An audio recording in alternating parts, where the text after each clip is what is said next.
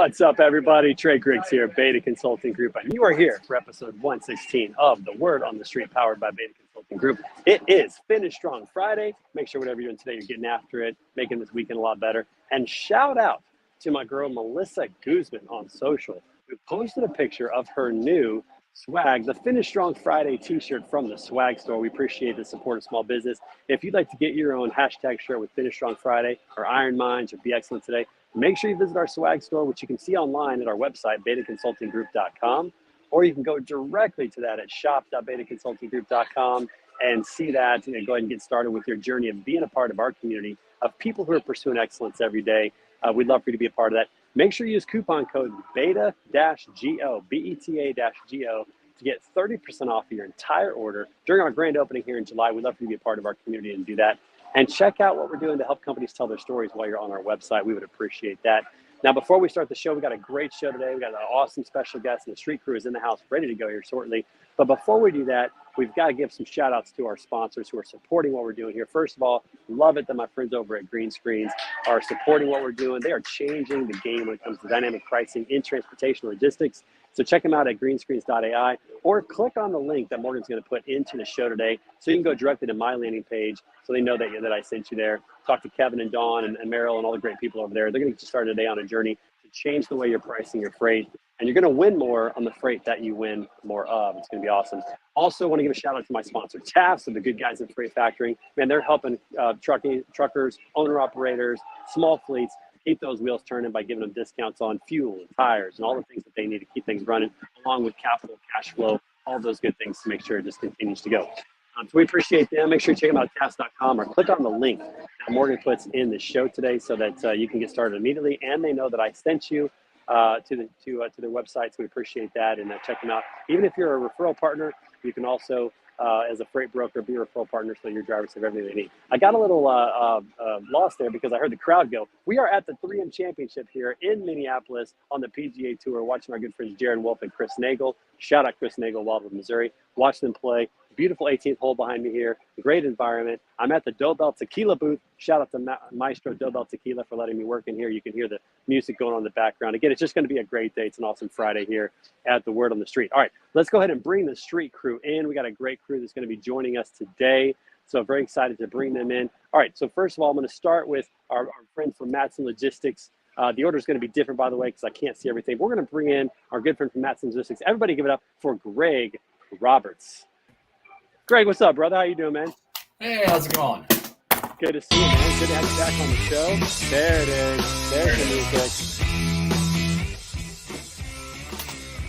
Oh. You know, as we say at Word on the Street, it's amateur hour here. It's always amateur hour. That's the way it works. Always. But, you know, we're getting better. We're getting better. It's going good. And it's my fault because, you know, it's like I'm not bringing people in the right order. That's just how it works right here. So what's up, man? What's good? How you doing? Oh, feeling good. Working from home today. Got a workout in. Had to move my schedule around. A little bit of a workout before this, so got all the endorphins going. Feeling good. Nice. Love it. Love it. All right, perfect. Okay, let's bring in our next guest, or our next street crew member, that is. He is running Carnes Logistics. He's out of the Chattanooga Freight Alley. Everybody give it up for my friend Nathan Frazier in the house. Nathan, what's up, brother? Hey, guys. How are you? Happy Friday, everybody. I know. We're a little behind on the music today, and again, it's my fault. We'll get the music going here. Well, maybe we'll get the music going. I don't know. We'll see. Maybe there's no music for you today. Again, it's just kind of how it works around here. That's just the way it goes. All right, everybody. No, that's not the right one. That's definitely right. Okay. All right. Let's go ahead and bring in, you know her. She is the president and founder of Zen Freight Solutions. Everybody give it up for my friend, Raquel Packets. Raquel, what's up, girl? Hello, everyone. Happy Friday. On the road, heading out there. Where are you at right now? What are you doing? I'm on the road, heading to Chicago right now. You were at Walcott, the Truckers Jamboree. We're going to talk about that. You're going to Chicago now. Where else have you been? We stopped in Omaha, Nebraska to see some clients there. Nice. I love it. Love it. It was good to see you in Walcott. We had a great time at the Trucker Show. Got to see a lot of truck drivers. Got to have a great time, and always a good time to see you. So that was awesome. It was. Yeah, excellent. Yeah, it was good. All right, Robert Bain, you ready to come on the show? Let's bring this guy on the show from Metaphora, my good friend. You know him as Beefcake, the strongest man in logistics. Everybody give it up for my good friend, Robert Bain. We got to play your song. Yeah. I said I feel invincible. It's 100 niggas in the spot.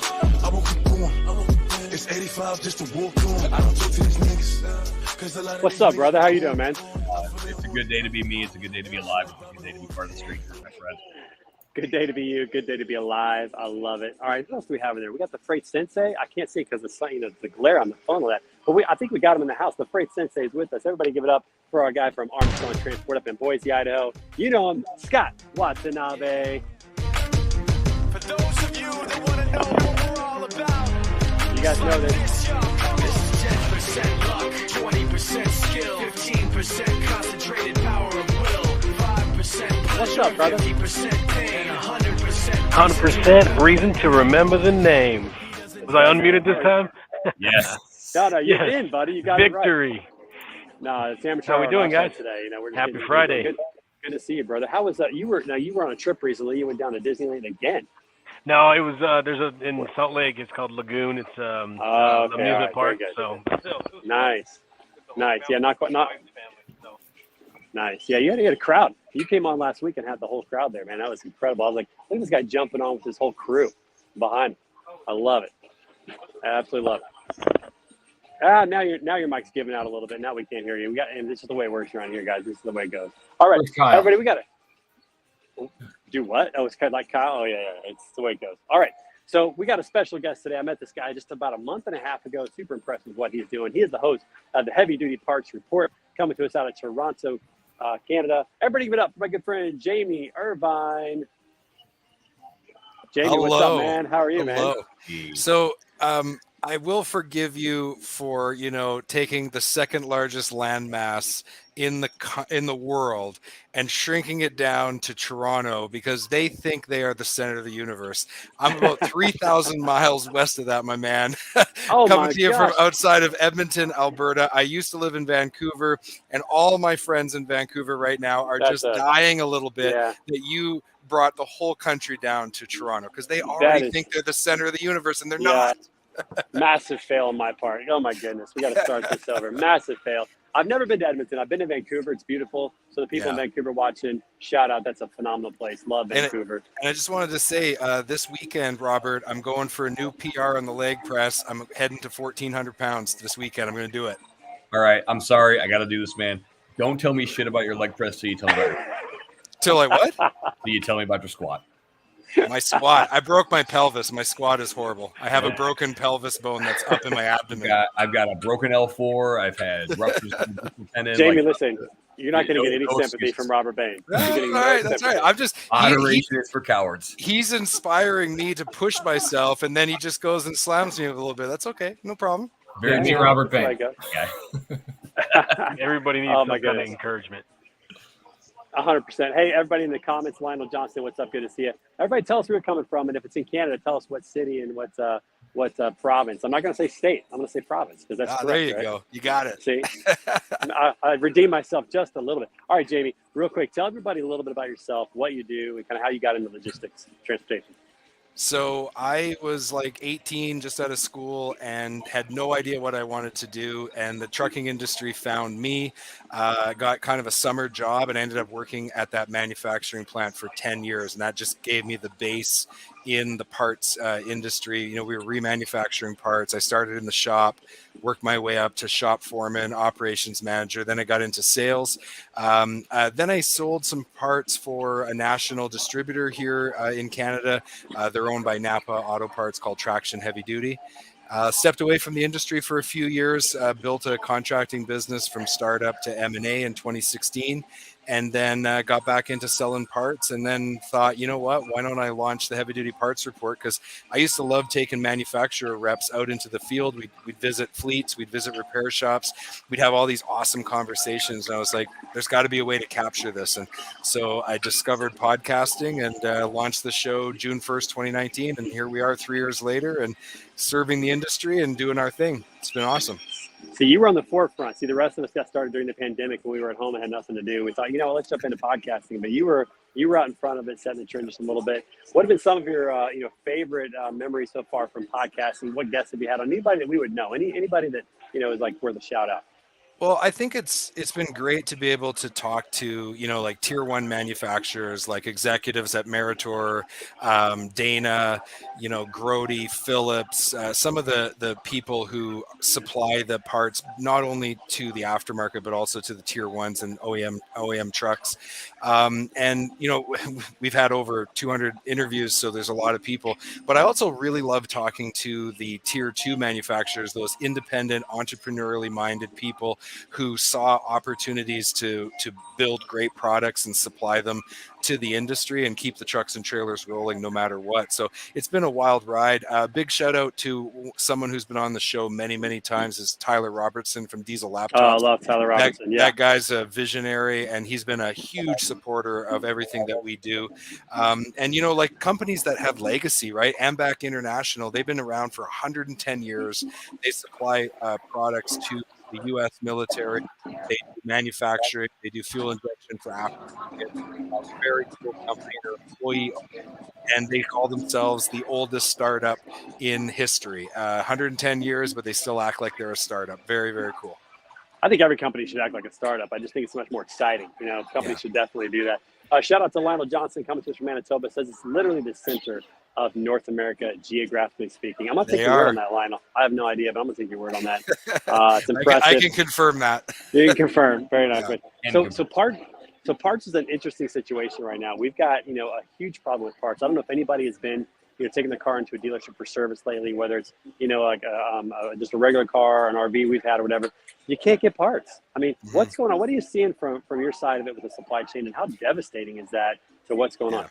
Yeah, it's crushing manufacturers and parts distributors alike. One of the main sponsors of our show is HDA Truck Pride. They've got 150 members, 750 stores around the U.S. and Canada, and 450 repair shops. And they are telling me every day that, they're getting quoted sometimes as much as 70 weeks on certain product lines, like 70 weeks. Like, how do you plan for that, right?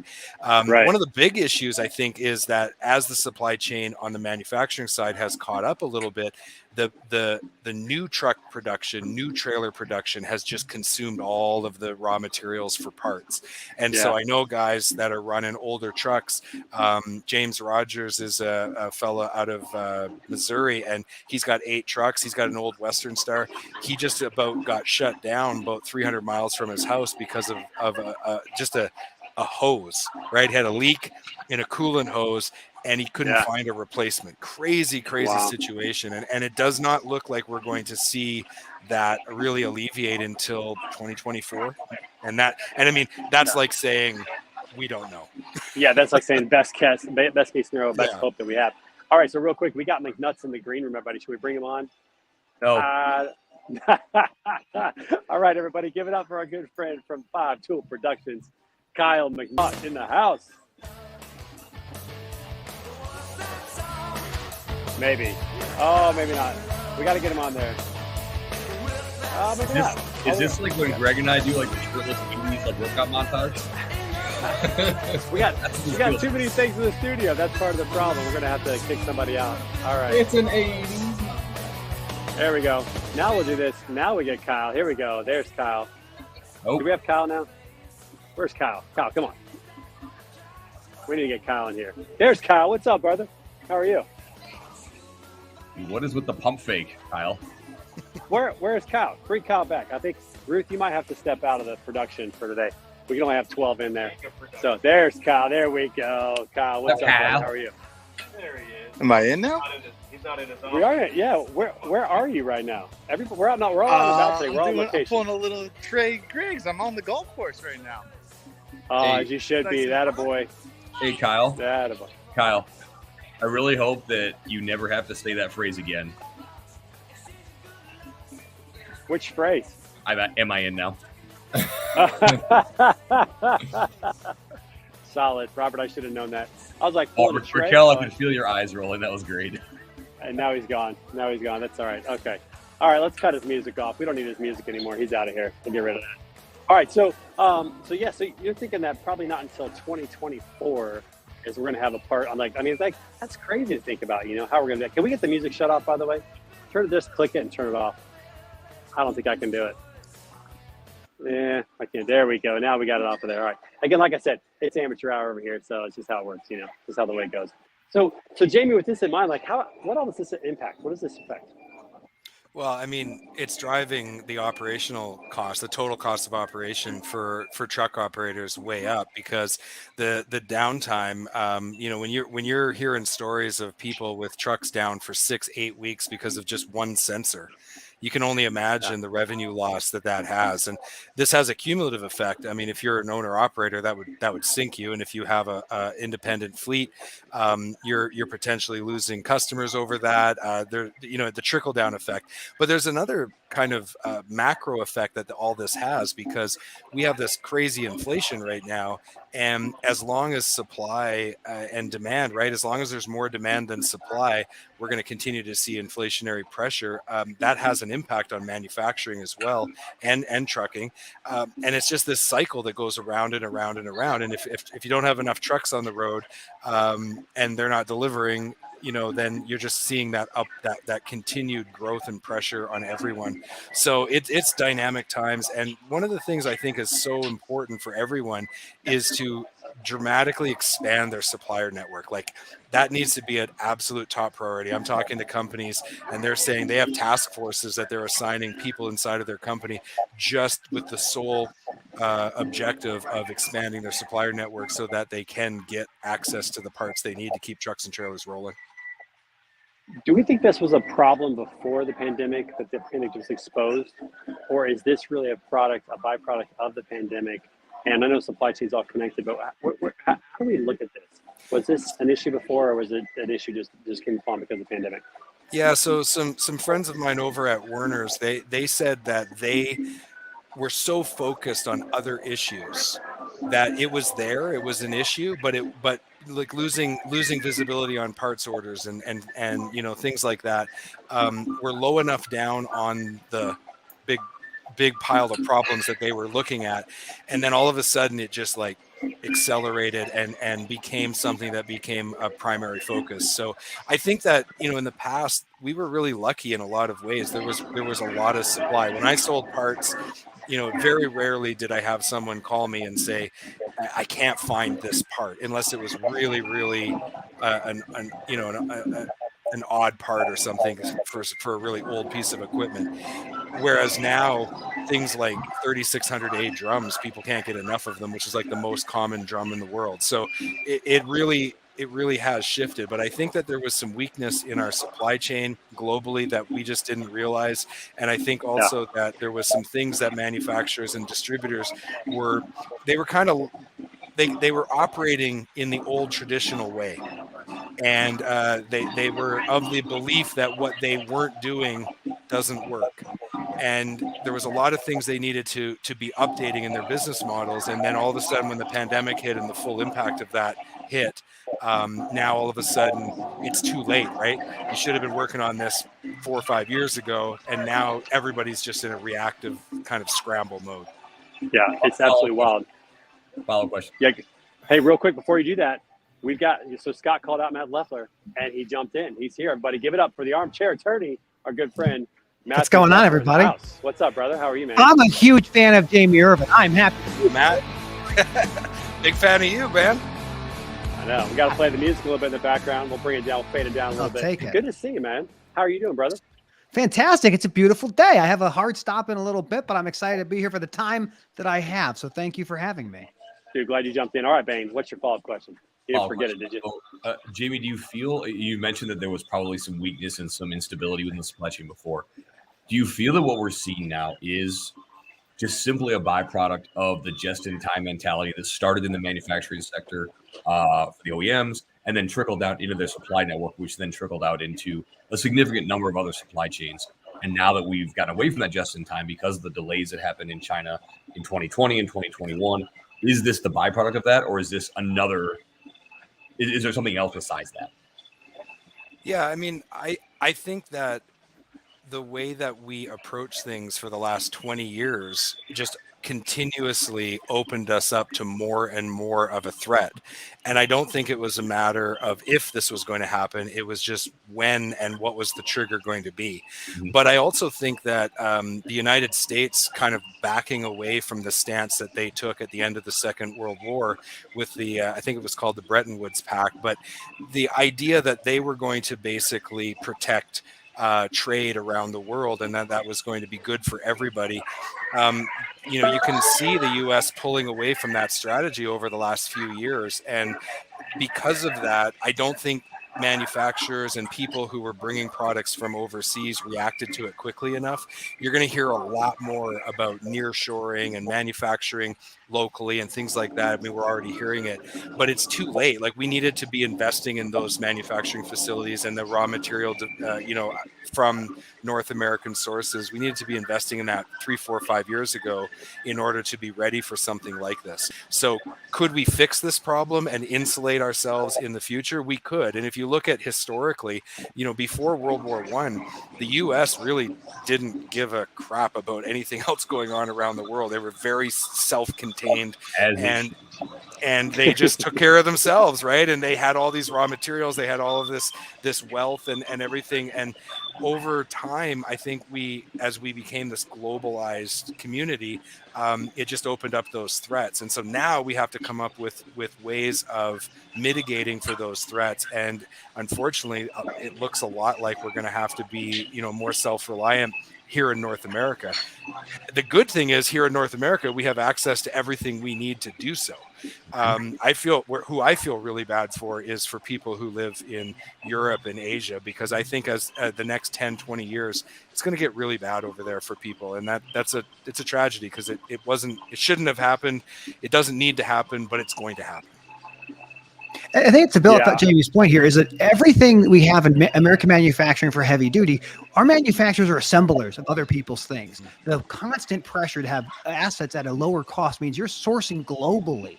And so just because you're assembling here in the United States or assembling here in North America, everything's coming somewhere else because it's cheaper to make a glad hand half a world away than to make it domestically. And as we have automation in the manufacturing process, like we see with consumer products, we will likely see the return of more manufacturing in North America, making our own supply chains more resilient. But that's 100% one of the big challenges here. And Matt, we've already seen that the companies who did manufacture, or even if they didn't do all of their manufacturing here, the companies that actually controlled their own manufacturing processes, they have weathered this far better than their competitors who didn't, because they're not like, you know, I think of Sampa. They are a tier 2 aftermarket, you know, but they're global, and they control every aspect of their manufacturing from raw material all the way through globally. They have fared way better and are actually growing like crazy right now compared to some of their competitors who are in big trouble. This is really fascinating, because I mean, this is not a 1-year solution or 2-year solution. This is like a 5 to 10 year solution to get back on track, you know, to move in that direction. But it just goes to show that when you let things slip, when you're not investing in things that are important along the way, it takes one event to disrupt the entire thing. And that's, I think, what we're seeing. Because, you know, like I go back to like the auto parts that you work in. I mean, not only do you have trucks that are down and can't make money, but now you have, you know, dealerships or repair centers that have vehicles that are just sitting there waiting on parts, and it clogs up what they're doing, and, you know, they're frustrated. I mean, it just creates a huge mess in getting the parts. It's been so frustrating for me. I had the situation with the RV recently that we just lost because it sat at the dealership for 3.5 weeks to get a part that wasn't available, and then there was an accident. It's like, man, if that part was available, that thing would have been out of there, you know. But this is just keeps impacting so many people. That's a great point to bring up, is that every day that truck is revenue you're moving. Trucking companies looking to know what's revenue per truck per day. And you might be losing at a minimum, maybe $1,000 a day. But there are some firms that those trucks, they're losing $3,000 or $4,000 a day because they can't get the part for that truck. Right. It's nuts, like what it's doing right now to the economy. But it's going to take years to get back on track and to figure all that out. It's just unfortunate we have to suffer through this for a while. And we're gonna see. I think we're gonna see a big investment in Puerto Rico. I've already talked to some of my colleagues that have manufacturing there. That they were already there, and they're seeing big investment in Puerto Rico. That nearshoring model, I think, is going to be a big part of it. We also have to continue to see cheap energy being sent from North America or from the US and Canada into Mexico and Central American countries, because that will give us, the cheaper the energy we can provide to them, the cheaper the manufacturing costs for the products coming back. And what that does is that allows companies with like US or Canadian headquarters to have much more control, direct control over the manufacturing, which then allows us to bring parts here. Because the solution can't just be parts go up 100% in cost. Like that's not going to work either. That's just like with the fuel going up, then everything goes up. Like the cost of operating that truck becomes untenable. So we have to find ways of keeping our costs down on parts, maintenance, fuel, just to keep the trucking industry rolling. Yeah, I was going to ask that question. Is there cheap energy right now, Jamie? It seems like energy is incredibly expensive right now. We can't seem to find the cheap It's expensive to the consumers, but look at what the energy companies are making. The province of Alberta was in massive debt because of COVID. You can imagine, right? Everybody went into massive debt. We just posted a $4 billion surplus. We recovered. Our province is, and that's just from tax revenue on the oil and gas companies that operate here in Alberta. And if you're not familiar with Canada, Alberta is just the cousin to Texas. We're just a little bit smaller version of Texas. With fewer people too. I have lots of experience of shipping line pipe from Texas all up to Alberta. Yeah. There's a lot of places in there. Yeah, that's right. Yeah, so I mean energy, like, and when I say cheap energy, when we talk about natural gas, we talk about shale oil. That has just revitalized the whole energy sector in US and Canada. And if they want, we can send cheap energy to Central America if we need to for manufacturing. But it's got to be a priority of our governments to do that, right? One of the things in much longer term is you look at moving away from internal combustion engines or ICE vehicles and moving towards like electrification. These systems have far fewer parts. I mean, you're talking thousands of parts fewer than an ICE engine. So as you move away from ICE, you're going to see that there will be less overall parts because ICE is around busting things up, explosions inside your motor, giving you power. Whereas with an electric vehicle, you don't have that same level of wear and tear. So there are some longer term solutions that will help reduce some of the pressure on the heavy duty parts business, at least on the powered aspect. But again, that's years, right? That's still a year's solution away. It's not, well, not an tomorrow or next month. An example of that is Exos. They provide electric vehicles to like companies like UPS. They have a Class 8 version now. It has 22 moving parts. Wow. That's it. But I counter that we are not going to get out of this with electric vehicles. Electric vehicles are going to play a role. We're going to have multi-powered units. We're going to have electric. We're probably going to have hydrogen. At some point, yep. Biodiesel. And you look at what Cummins is doing. Cummins is coming out with a gas engine for their mid tier, like medium duty trucks. Cummins has very clearly stated in their long-term planning that the diesel engine will be alive and vibrant and well in 2040. And so, I mean, none of us in our working careers are going to see the end of the diesel engine in trucking. We'll all be retired before that ever happens. Hopefully, that's right. California can't run the air conditioners right now. How are they going to power all the electric vehicles that they plan on mandating? I'm sorry, there's no way for the trucking industry to switch in the next 10 or 15 years out of diesel. It's not possible. Yeah, practically speaking, it's just not, like you said, it's just absolutely not possible. Yeah. So pretty crazy. Hey, so this is an issue for a while. Nathan, is that a word on the street shirt you're wearing there, my friend? Just show that thing off a little bit. Stand up and let everybody see that. See that? Yeah, it's I did the baseball shirt. Love it. 3/4 sleeve. Something different. Didn't have a baseball shirt, so I figured I'd grab one. Fits well. Very comfortable. Appreciate it, man. The swag store is rocking and rolling, so really appreciate that. For everybody watching, if you want to pick up some word on the street swag, go to shop.betaconsultinggroup.com. Use the coupon code beta-GO to get 30% off your entire order. We're loving having people part of our community. And good looking shirt, man. Like that a lot. That's fun. All right, Jamie, we got to transition to podcasting. We want to talk about this for a little bit because this is what you're doing a lot. I'm doing a lot of this. Matt Leffler's doing a lot of this. People are doing a lot of this. Raquel is doing a lot of this. Raquel's got a new show coming out. Raquel, why don't you tell everybody about your new show real quick?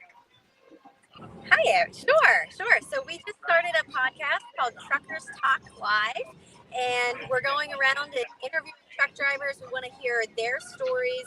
We want to hear their point of view and really share it so that we can bring the youngsters into the industry and really show them, that this is an honorable career path to choose. It's just you got to be willing to go with the good and the bad. Yeah, I love this. We were just talking about this. Matthew and I and a few others were talking about we got to tell the stories of truck drivers of what it's like out there on the road and get people excited. And then, bam, here comes Trucker Talks Live. You're going to be doing some of these talks like while they're sitting at the receiving dock just waiting and other times when they're on the road. I'm so excited about this. Have you launched one yet? When does the launch happen? Where are we at with all that? We did. We launched one today. Shared it out on LinkedIn and our website. We're still working on the rest of it to get it out onto Spotify and out there. But every Tuesday, there's going to be a new one released. Love that. So everybody check out Trucker Talks Live with Raquel Packets from Zen Freight Solutions. I'm so excited about that. Kudos to you. Congratulations. Nice work, my friend. Nice work, my friend. Okay. All right. So we had a poll out there. We put a poll out today about podcasting, kind of a trivia poll about podcasting. I have no idea if I'm going to be able to read this because of the computer. In fact, I think I'm going to ask Matthew Leffler. Matthew, would you take over as host and read the questions and the answers, and we'll talk through it. Let's go. How many podcasts on Apple have at least 10 episodes? And the vast majority of you said 720,000. What's the right answer? I don't know.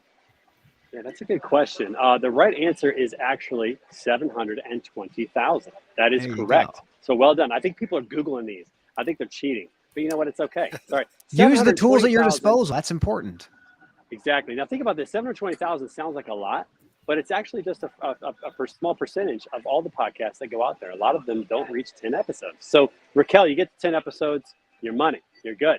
Jamie, how many episodes do you have with Heavy Duty Parts Report so far? 220 or something like that. I'm not sure what this week. We dropped 3 this week. Let me just double check.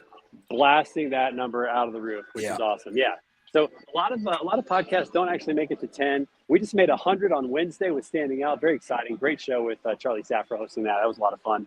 But yeah, it's a lot of fun. So Raquel, we'll look for those episodes coming out really soon. Yeah, we dropped episode 219 this morning. 5 tips you need to know to protect your personal security.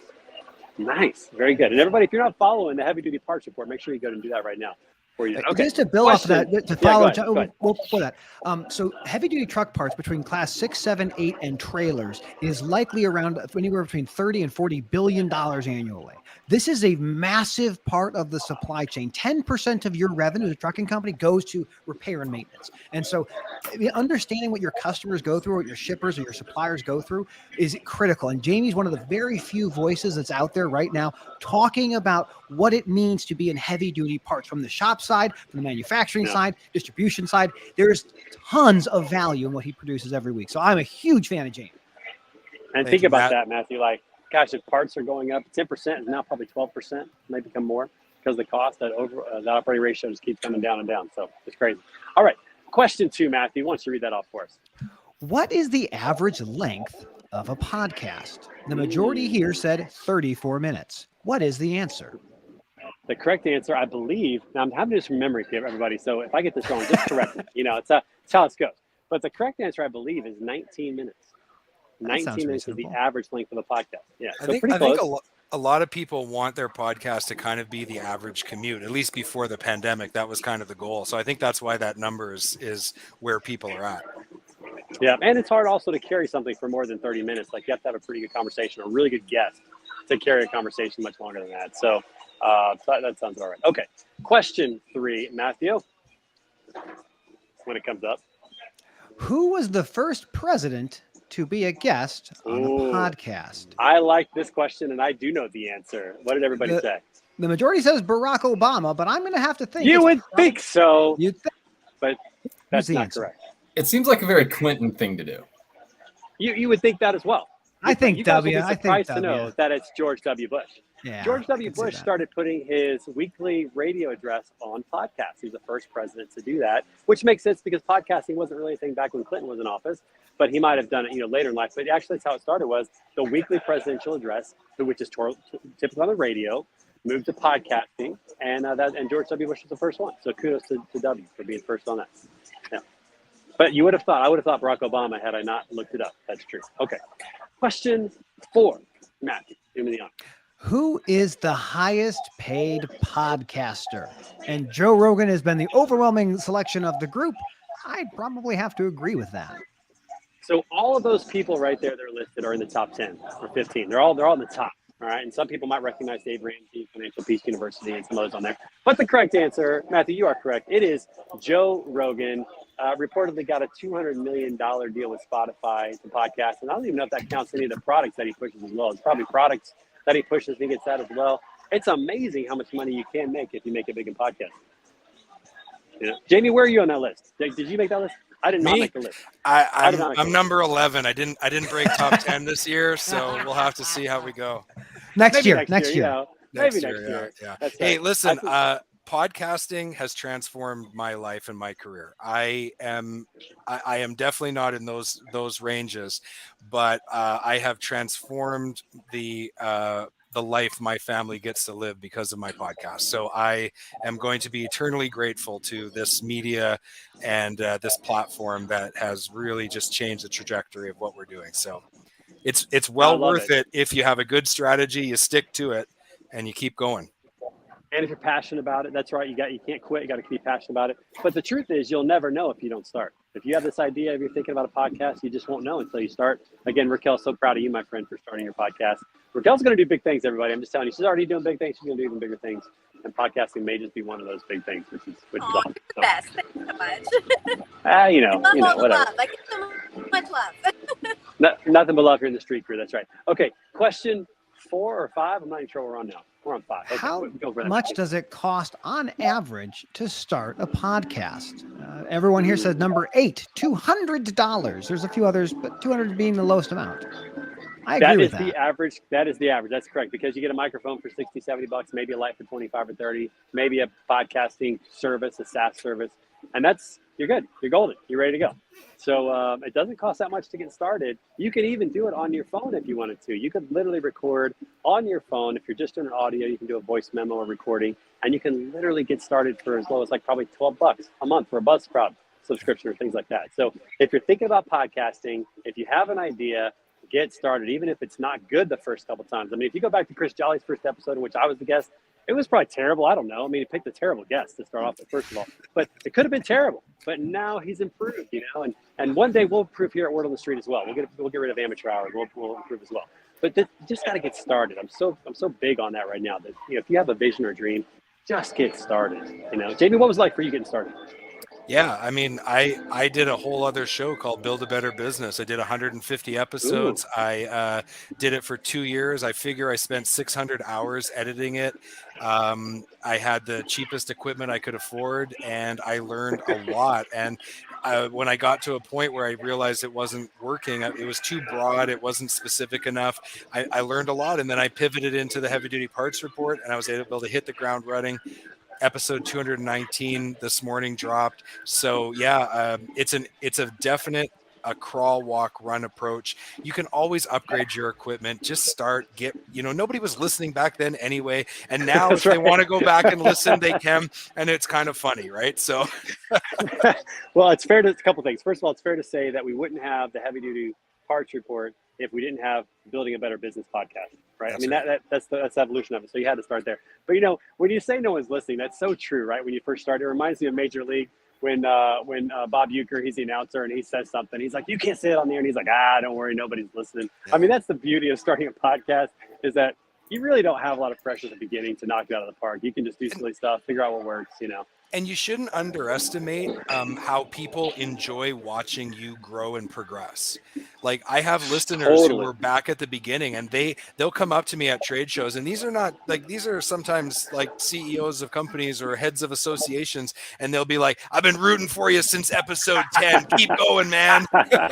It's so true. Like the story, the journey, it's like fun. People do enjoy watching that and kind of seeing where it goes, where it progresses and stuff like that. So again, the moral of the story, if you've got a vision, if you've got an idea, just get started. We want to hear it. There's not too many voices out there. We need more voices, especially in transportation. We need more voices. So there's about 10 people that I know in my network that I wish they would start something, and I hope they will soon. But it's terribly exciting. Okay, do we have a question 6? I can't even remember. Is there a question 6? There's a question 6. Matthew, go for What it. percentage of Americans listen to at least one podcast a month? The majority here selected 32% with 6 votes and 45% with 4 votes. The correct answer is 32%. So 1 out of every 3 Americans listens to a podcast on a regular basis, which tells you 2 things. 1, a lot of people are listening. I mean, extrapolate the numbers. That's going to be in the millions, like tens of millions. But then 2, there's 2/3 of the population that's still like not quite into it yet, and you might just have the show that ropes them into wanting to listen to something. I think it's really powerful to think about the ability for distribution and scale of podcasting is just immeasurable. Now, I will say, as we talk about podcasting, I'm dropping off in about 5 minutes because I'm doing a live interview with Abby Heffenbradel. So I had to prepare for that. I'm not as polished and precise as Jamie or Trey, and so it takes a lot of time to make sure that I speak in a way that is understandable. See, that was just a scheduling mistake right there. That's all that was. No big deal. You know? That's just a handoff. It's a handoff. That's what we're doing. We're handing. That's right. So everybody, yeah, go ahead. I got a trivia question to add to this, if it's okay. Absolutely, yeah. What is the average number of plays a podcast gets in the first 30 days per episode? Ooh. Okay, I'm Greg? going to say. I was going to say 5. That was my guess. Okay. I'm going to go with 15. Okay. 2? 7.8. 7.8. Okay. So the average number of plays per episode a podcast gets in the first 30 days is 140. Nice. Really? If you are more than 140 plays per episode, you are in the top percentage of podcasters. If you can get up to 500 listens per episode, I believe that puts you in the top 15% of all podcasts in existence. That's cool to know. That is good to know. That's awesome. I've been looking at my numbers a little bit as well. I'm getting close to 1,000 downloads a month on Standing Out, which is pretty cool. So it's kind of fun to see those numbers go. But I think it's probably over time, right? So that's not necessarily in the first. It's just the 30 first. days. No, that's the stat. Oh, it's in the first 30 days. Okay, total plays in the first 30 days per episode, and that's the average. So the point I'm trying to make is that in podcasting, you do not need to have Joe Rogan type numbers. I mean, when you get Joe Rogan numbers, you get Joe Rogan revenue. But you can just have a few key people in your niche, in your sector that follow you, and that can transform your career, your life, and it also gives you the ability to serve and help other people, which is very important in the whole process as well. So people think you got to do tens of thousands. You don't. That's right. No, 100%. And I think about it like with Standing Out, with what I'm doing on that. Like our whole goal is to, entertain, educate, and inspire. And there are people who have just reached out that I didn't even know were watching. And it just makes a difference. It totally makes a difference in their life. You can help more people by getting distribution. And so podcasting is great to do that. So real quick, the moral of the story, everybody, is this. Make sure at 1 o'clock you jump right over to the Armchair Attorney, to Matthew Leffler, and check out his interview with Abby. It's going to be awesome. So excited for what you're doing. I just marked it on my calendar. Let's go, Matt. Oh, spectacular. It's a big one. We got a lot of people coming. This is going to be very exciting. I'm not surprised, man. You draw a crowd. You always do, man. That's how that works. It's awesome. That's exciting. Okay. Did we have another question, or was that the last question on the survey? We got one more. Which country leads the world in podcast consumption? Yeah. We have United States ranking as number 1 for 7 people voting for that. I don't know. What's the answer? People? But that is not correct, everybody. That's not correct. The correct answer is Sweden. Oh. It gets dark there for so long. It makes sense to me. They got nothing else to do. They're just in their house listening to podcasts, sitting by the candle. That and rock and roll or metal. That's the 2 things they listen to. Yeah, I saw that and I thought that was really interesting. I could think of a couple other things people who live in northern climates do regularly because they're bored. Well, we'll move on from there. Move on from that one. I was talking about hockey. Come on. I was going to say I have twins coming, but I'm in the Midwest. 2 most fun things to do in cold weather. Well, I have to drop it just before I go. I am so proud of you, Jamie. I have been following Jamie's career for a few years now. I've been in heavy duty since 2010. There are very few people who I mentioned earlier who have that voice that talk about the problems we have in supply chain as it relates to the pieces of material that make the vehicles work. And I love what you do. Keep going, man. I'm a huge fan. And Trey, thanks for having me on, guys. I'm so happy for all of you. Thanks, Matt. See you later. He's Take funny. care. Have a good interview with Abby. You know, Matthew's the reason that Jamie and I knew each other. He connected us. And so, again, that's part of it, too. Is like I've met so many people, and Jamie, you'd probably say this, too. Yeah. I've met so many people through podcasting that I probably honestly never probably would have met. It's been absolutely tremendous for me, just networking and learning from so many people. Trey, the hard part is you go to a trade show and people come up to you and they know you. They know you because they're following you. And they're like, Jamie, how you doing? And I'm like, hey, man, nice to see you too.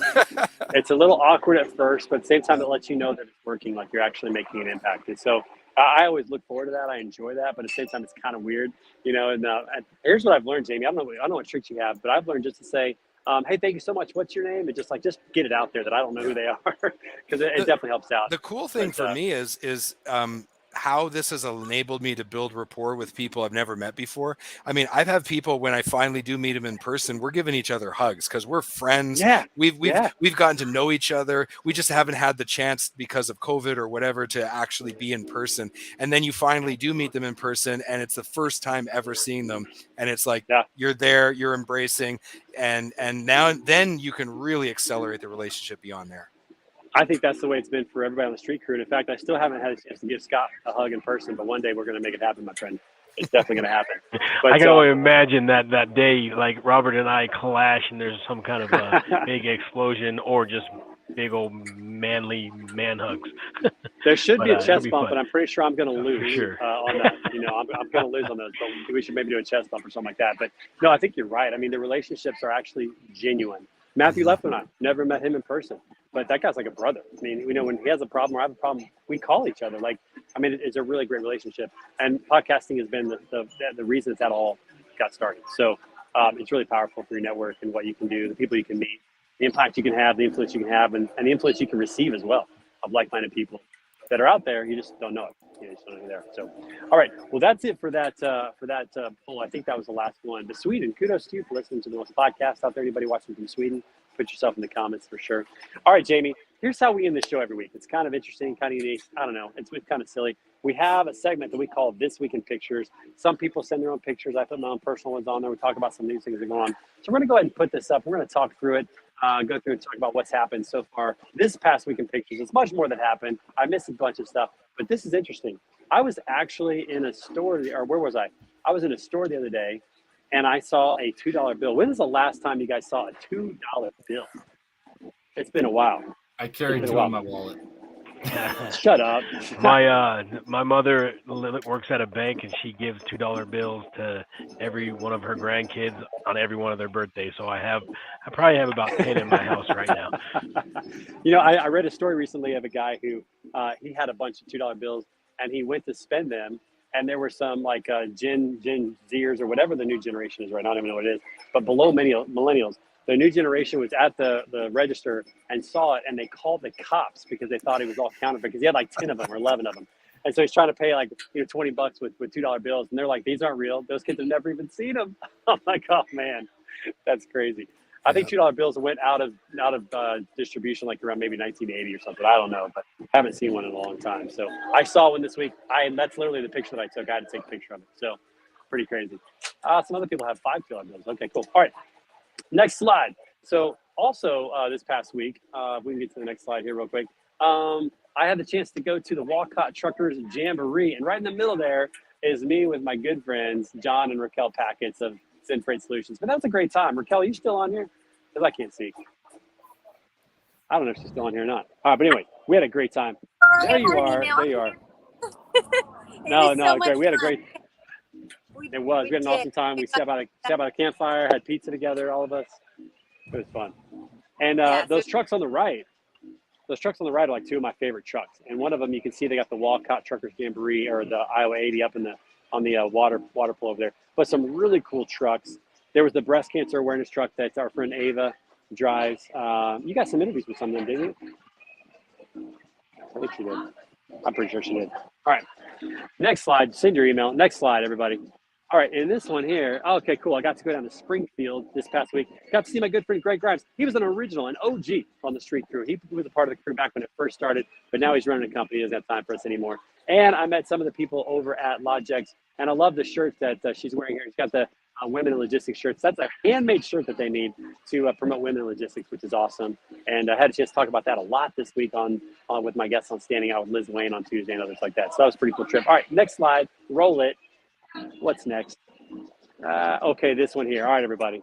This this is a personal one. This is my daughter Naomi. So my daughter Naomi, she's 12. She's had a bunk bed for a long time. She wanted more of a young woman's room. She wanted to get rid of the bunk bed. So we finally found a buyer for the bunk beds, but we had to take everything off the bed. But they weren't coming till next morning. So she had to make a bed for herself.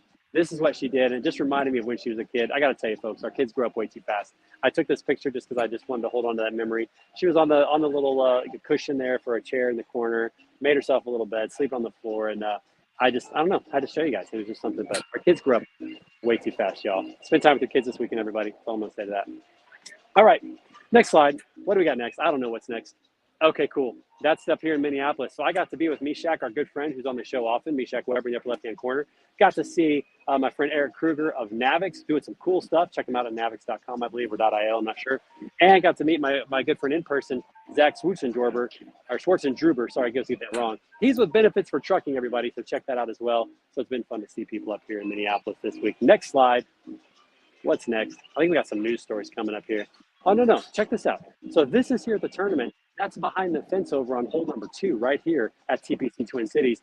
The girl on the left there is about to be a freshman in college, and she was making money. So it's never too late to start your entrepreneurial journey. Even if it's a Kool-Aid stand at a golf tournament, everybody, she was selling waters for $1 and chips for $1 and things like that. So making some money for her upcoming college adventure. I thought that was pretty cool, and I support entrepreneurship and small business. So that was really cool. I got myself some chips. You got to respect that kind of hustle, for real. Anytime I see that on the side of the road, I will stop and just tell them, hey, give me your whatever drink you got and purchase. Yeah. Support that. It doesn't matter what age That's they are. right. It's so awesome to see.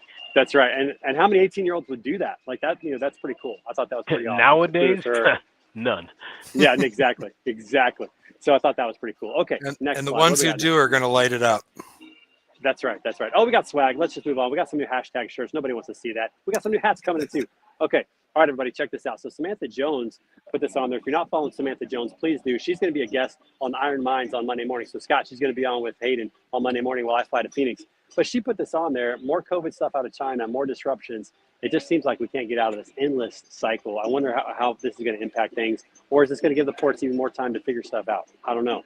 But what are inventory levels right now? They're pretty high right now, aren't they? I mean, that's what the last thing I heard. I don't know. Anybody know?